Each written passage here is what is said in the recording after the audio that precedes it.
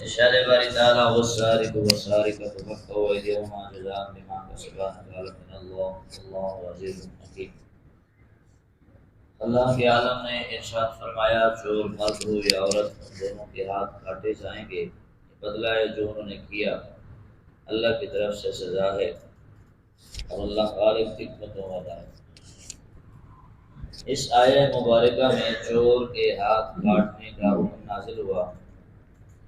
چوری کے عوض سزا کے طور پر اللہ کے عالم نے یہ حکم نازل فرمایا،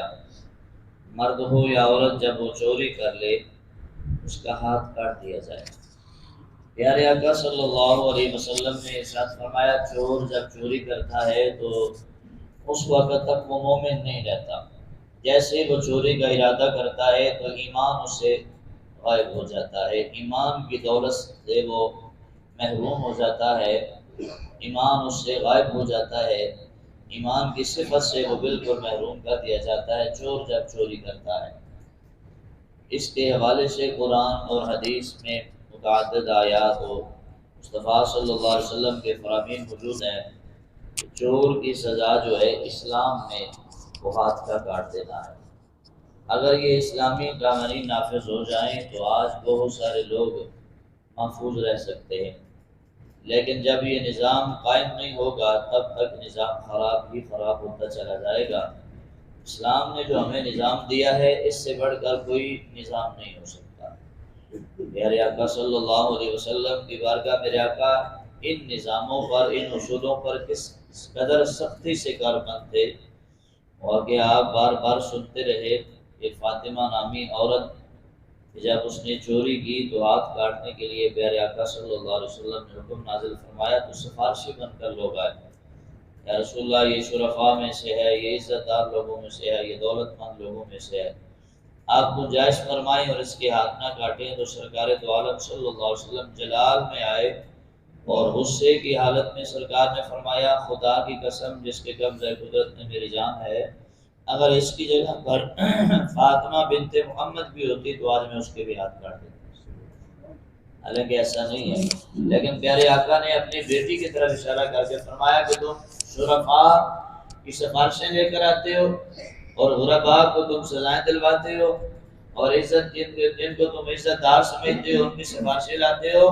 حالانکہ آج اگر میری بیٹی بھی یہاں پر بھی ہوتی نا اور اس نے چوری کی ہوتی تو میں کبھی یہ نہ کہتا کہ اس کو چھوڑ دیا جائے، کیونکہ حد نافذ کرنے والے مصطفیٰ صلی اللہ علیہ وسلم خود ہیں، اور آج کائنات کے ہر اس نظام پر لعنت ہے جو ظالم کو چھوڑتا ہے اور مظلوم کو پکڑ لیتا ہے۔ یعنی آقا نے فرمایا میری اپنی شہزادی بھی ہوتی تو میں اس کو آج چھوڑتا نہ بلکہ اس کے ہاتھ بھی کاٹ دیتا۔ اگر یہ نظام قائم ہو جائیں تو آج بہت سارے لوگ محفوظ رہ سکتے ہیں، اور آج چوری بھی کرتے ہیں پھر گولیاں مار کے انہیں مار بھی دیا جاتا ہے۔ اللہ پاک ایسا نظام،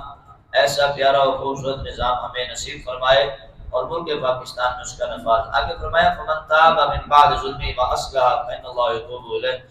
اللہ فرماتا ہے جو توبہ کر لے ظلم کرنے کے بعد، یعنی چوری ڈکیٹی کے بعد یا کوئی بھی ظلم ہے، گناہ ہے، وہ ظاہر سی بات ہے ظلم ہی ہے، اپنی جان پر بھی اور دوسروں پر بھی۔ جو ظلم کر لے اور ظلم کرنے کے بعد توبہ کر لے واصلح اور اپنی اصلاح کر لے تو اللہ اس بندے پر اپنی رحمت سے رجوع فرما لے گا، یعنی اپنی رحمت کاملہ کے صدقے اس بندے کی خطائیں معاف فرما دے گا۔ لیکن جو اس نے چوریاں کی ہیں وہ پہلے ان لوگوں تک واپس پہنچانا ہوگی، پھر توبہ قبول ہوگی، اور اللہ بخشنے والا مہربان ہے۔ تاکہ فرمایا الم تعلم ان اللہ له ملک السماوات والارض، کہ تو جان لے کہ بے شک زمین و آسمان کی بادشاہی صرف اللہ کے لیے ہے، یعذب من یشاء ویغفر لمن یشاء، اللہ جسے چاہے عذاب دے، اللہ جسے چاہے معاف کر دے۔ ان اللہ علی کل شیء قدیر، اللہ ہر شے پہ قادر ہے۔ تو اللہ نے فرمایا اے چوریاں کرنے والو، اے میری زمین پر ظلم و ستم کا نظام قائم کرنے والو،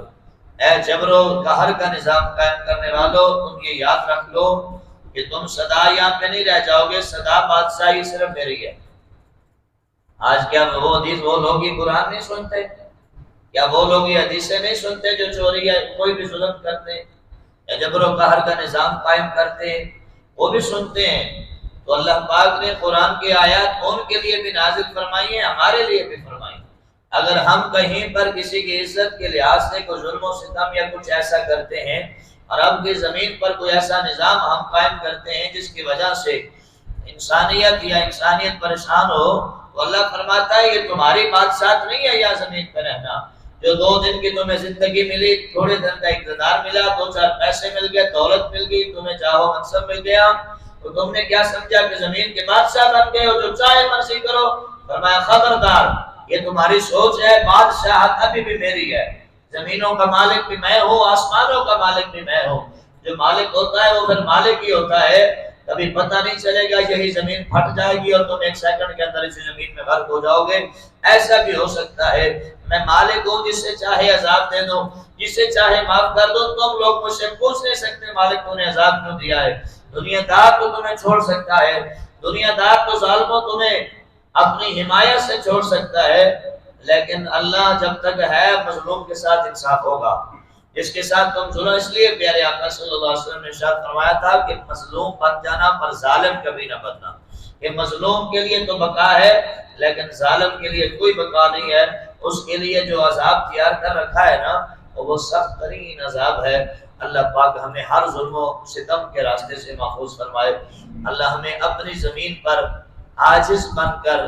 اور اللہ کے اصولوں پر چلنے والا بندہ بن کے چلنے کی توفیق عطا فرمائے۔ ہماری میرے بھائیوں اسی میں بقا ہے۔ کس بات کا غرور، کس بات کی انا، کس بات کا بڑا پن، میں وہ میں یہ، اسی زمین پر کھڑے ہو کر ہم اسی کے بندوں کے بارے میں سب کچھ کہتے ہیں۔ تو کیا ہمارا اللہ اگر غضبناک ہو گیا، اسی کی زمین پر کھڑے ہو کر، پھر افسوس یہ ہوتا ہے اسی کی زمین پر اسی کے گھر میں کھڑے ہو کر یہ سارا نظام جب چلتا ہے، تو کیا ہم بچائیں گے اس کے غضب سے؟